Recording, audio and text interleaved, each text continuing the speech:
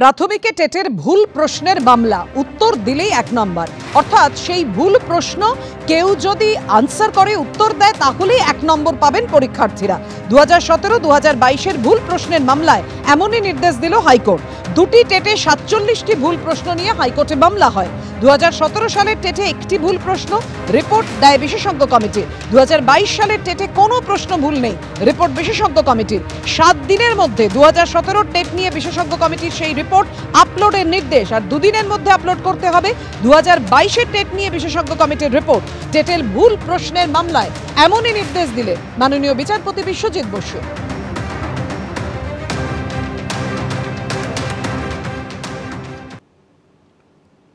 হাওড়ার শিবপুরে জীবিত মহিলাকে ভোটার তালিকায় মৃত বানিয়ে দেওয়ার অভিযোগ। ভোটার তালিকায় গোলমালের জেরে বিপাকে পড়েছেন শিবপুরের বাসিন্দা 68 বছর বয়সী শ্যামলী দেবী বন্দ্যোপাধ্যায়। বর্তমান পরিস্থিতিতে ভোটার লিস্টে নাম তোলার জন্য তাকে নতুন করে আবেদন করতে হবে। ইসলামপুর নাম নেই 214 জনের, বলাগড় 900 ভোটারের নাম উধাও, কামারহাটি তালিকায় বাদ জনপ্রতিনিধি। কোথাও একটি বুথের অর্ধেকের বেশি লোকেরই নাম নেই 2002 এর ভোটার তালিকায়। কোথাও আবার গ্রামের অর্ধেক লোকের নাম না থাকা নিয়ে তৈরি হয়েছে সংশয়। আর এবার দেখা গেল তালিকায় নাম নেই খোদ তৃণমূল কাউন্সিলরেরই। কামারহাটির 24 নম্বর ওয়ার্ডের কাউন্সিলর বিমল সাহা 2000 সাল থেকে 5 বার ভোটে প্রতিদ্বন্দ্বিতা করেছেন। 2015 ও 2022 সালে জিতে 2 বার কাউন্সিলর হয়েছেন। তার দাবি নিজের এবং পরিবারের কারো নাম 2002 এর তালিকায় নেই। যেদিনকা থেকে এসআইআর চালু হয়েছে আমার বাড়িতে তারপরের দিন ফর্ম দেওয়া হয়েছে এবং আমি বিভিন্নভাবে বিএলওদের সঙ্গে যোগাযোগ করি, আমাদের অফিসগুলোতে যোগাযোগ করি, কোথাও আমার বাবা মা কারো নাম নেই এবং আমার মিসেসের কারো নাম নেই।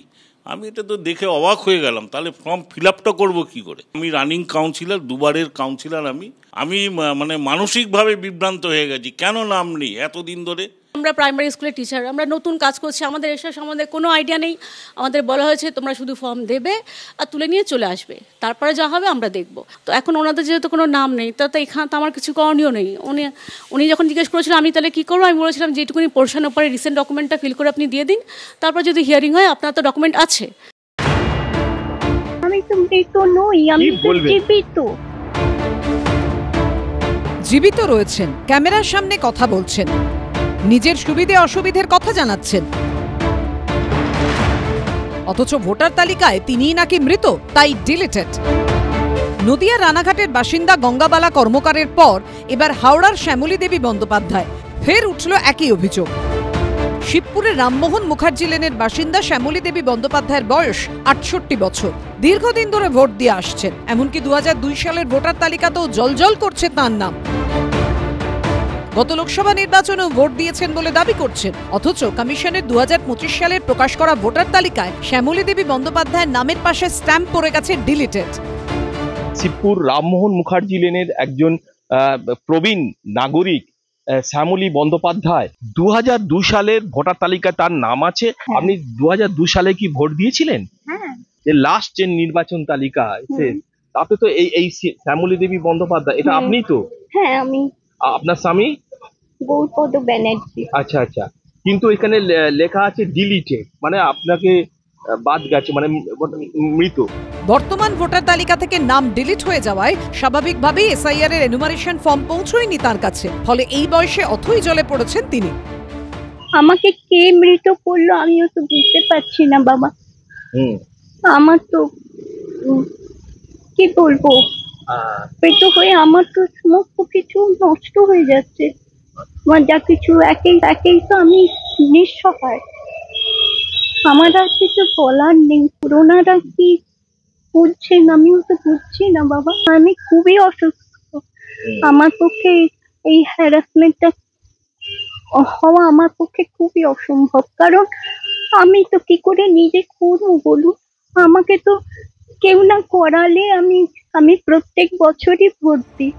স্বামী মারা গেছেন 7 বছর আগে, একমাত্র মেয়েও মৃত। এই অবস্থায় বাড়িতে একা থাকেন অসুস্থ এই প্রৌঢ়া। নির্বাচন কমিশনের নিয়ম অনুযায়ী ভোটার লিস্টে ফের নাম তুলতে নতুন করে আবেদন করতে হবে তাকে।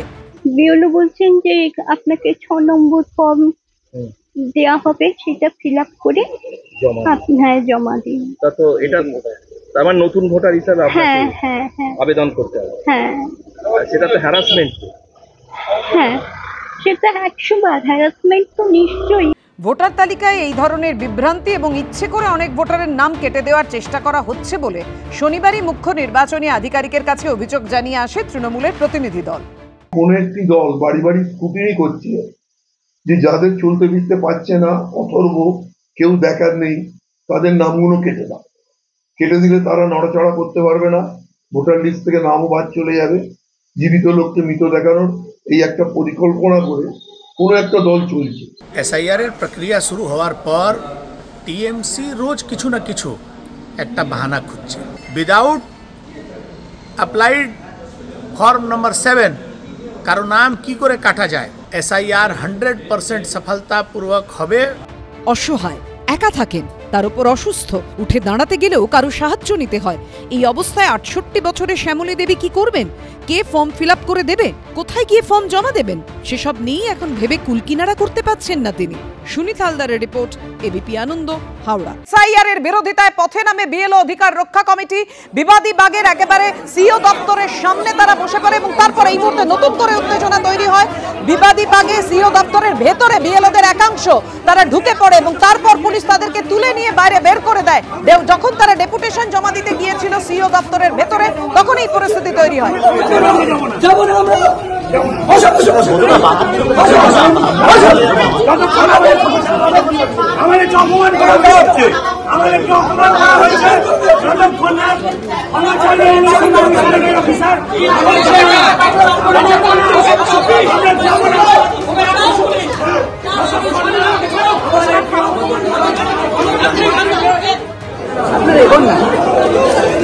এই মুহূর্তে কি পরিস্থিতি? বিএলওদের একাংশ যারা ডেপুটেশন দিতে গিয়েছিলেন ভেতরে এবং তাদের হাতে আগেই আপনারা দেখেছিলেন তালা চেন ছিল, তারা কি আবার বাইরে বেরিয়ে এসেছেন? জানা উজ্জ্বল। দেখো, সেটা হচ্ছে যে আজকে সকাল থেকেই কিন্তু দফায় দফায় আন্দোলন শুরু হয়েছে।